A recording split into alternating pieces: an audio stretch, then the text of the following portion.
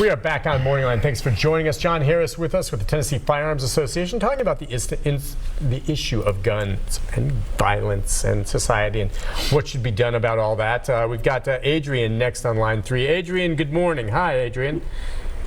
Hello. Hey, what's on your mind, Adrian?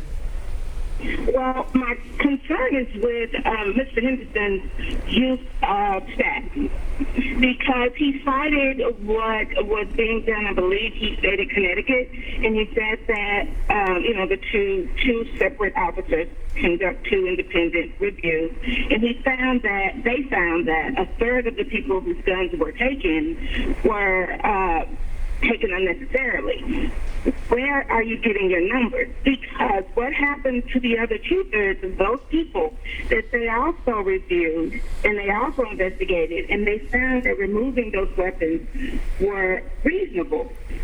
I feel that at this point in time, this country is so divided into right, left, that people are not looking at the human aspect of it, period. People want to protect themselves, their families.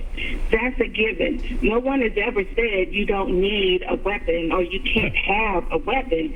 But the concern I'm seeing right now when I'm looking at all of the debates and all of the people that are coming forward to discuss this is that one side is wrong, the other side is right. And in all honesty, both sides are correct. It's just a matter of learning how to compromise and understand one another and create a plan or some kind of action that prevents those who are a danger from having access to weapons that can cause significant harm. And that does not necessarily, that doesn't necessarily mean that that person is mentally ill. To suddenly say that this person, terrorism is terrorism, regardless of if it comes from across the sea or it's grown here in America. A terrorist is a terrorist. Whether or not they're mentally ill, if you're going to say that, then those people who did what they did at 9/11, those people who have caused significant damages to our country, they themselves are mentally ill. Okay. Yeah. Well, the mental illness and what defines that, and there's plenty of people that commit crimes that aren't mentally ill. They're doing it for other reasons along those. But yeah, again, she's right about the compromise. Do you think there's a chance that, if for some reason we could get past the issue of fear of slippery slope, there might be a more open dialogue for compromise? If it seems like both sides to some degree are worried about, if we give a little, then the other side's going to take a lot. I think part of the problem, and she's clearly the advocate of things like red flag laws.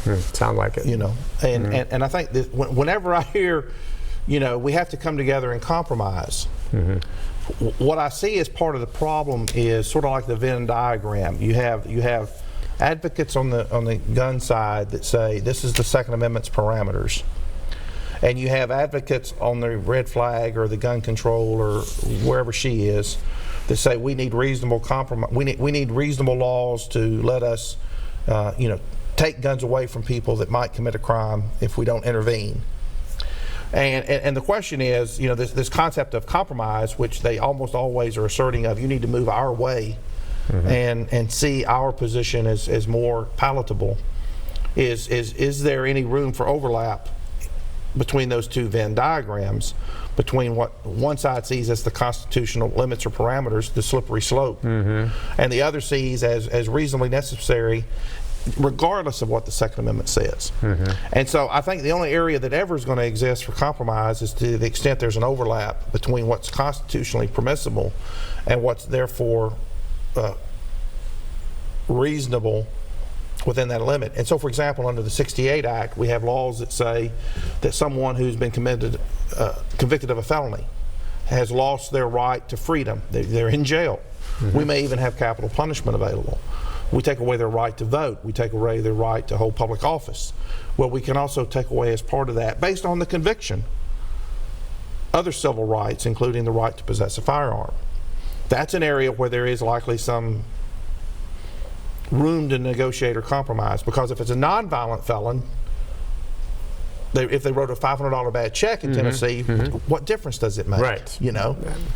So the great debate that potentially between today and what you had last week is, where those two circles overlap, and is that where is the compromise region the overlap? And I submit that by and large for the left, and knowing your prior guest, their idea of where the compromise region is far outside what the right views as the constitutional limit. All right, let's go to Tom next. Tom, good morning. Hi, Tom. Good morning, Nick. Good morning, Tom. What's on your mind? Oh, well, I'm just sitting here listening to these people talking about the guns and stuff. But do they not understand if they take the guns out of the United States, we become a communist country? And then after that, if they try to take the guns from you people from the United States, they're going to start a civil war. Because nobody's going to give their guns up. I'm not giving mine up. I mean, I'd hate for somebody to come to my house to take my guns because, you know, I don't have but one choice, and that's to take him out.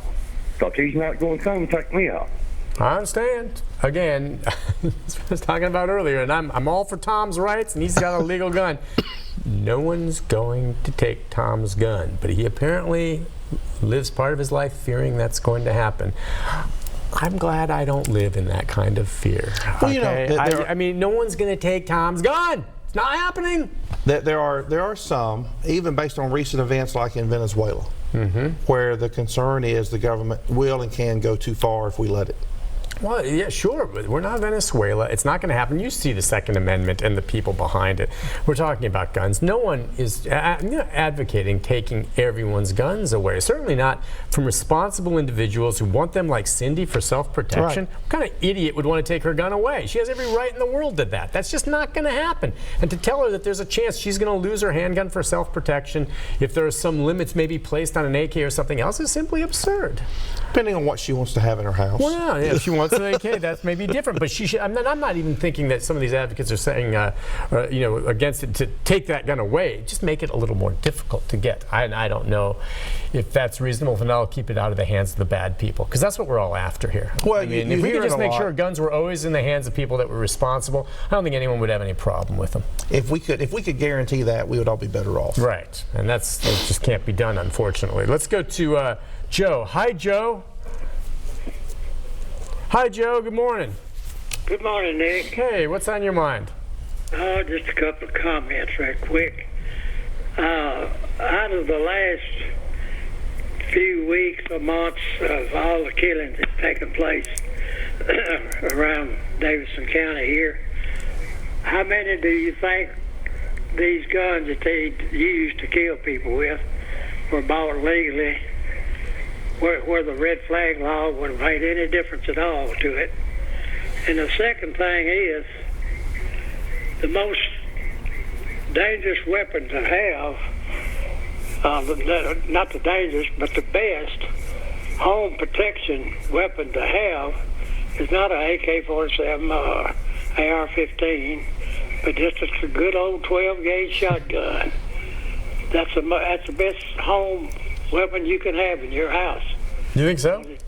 There's a lot of truth to that. Because it can spray, right? Well, not just the spray, but it's got minimal depending on what you have impact with. on.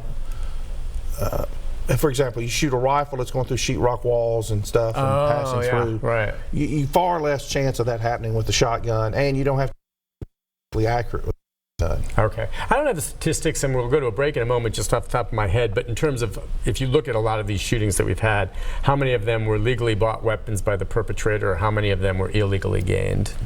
I don't know the data on that. You know, I know there's several where they legally owned them or had them and then went on this. So, but again, there was a lot of them, you know, some of them had flags in the back where we should have seen this, and others, you don't see it coming. It's a very difficult thing. Listen, we'll take a break. Hoyt, JC, Sherry, Tom, we'll get to your calls as we continue our conversation with John Harris right after this. Didn't